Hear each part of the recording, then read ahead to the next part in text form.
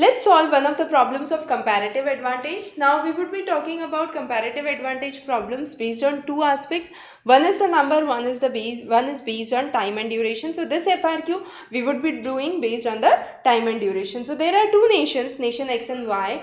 Nation A produces goods A in 10 hours and nation Y produces it in 10 hours. However, nation X produces good B in 5 hours and nation Y produces it in 2 hours.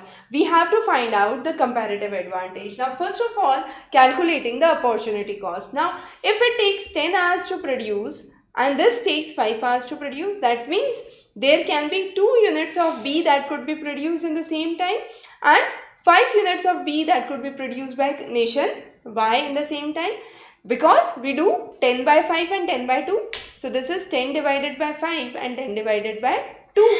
So we get 5 units of B to be produced and 2 units of B to be produced by nation X and Y. Now for the good B, how much it would be? It would be 5 divided by 10, which is half units of A, and 2 divided by 10, which is 1 by 5 of A. Now to find out the opportunity cost, what do? We find out or take the lower value into account. So here we compare the two values, top and above. Okay. So here 2B is less than 5B. So we go for this value. So that is nation A would produce good A. However, nation Y would produce this 1 by 5 is smaller than 1 by 2. So nation Y would produce good B. So here nation X has a comparative advantage in production of good A.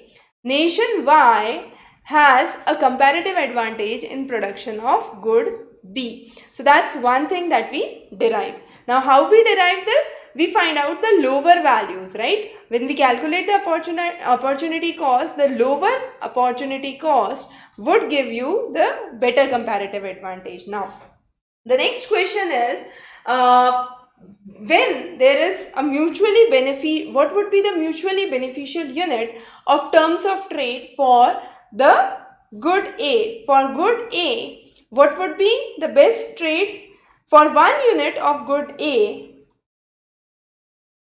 The value would be anywhere between 2 to 5. So 1 unit of good A for 3 unit of good B, I could say, would be the perfect one. Why? Because any number between 2 to 5 would be a mutually beneficial terms of trade.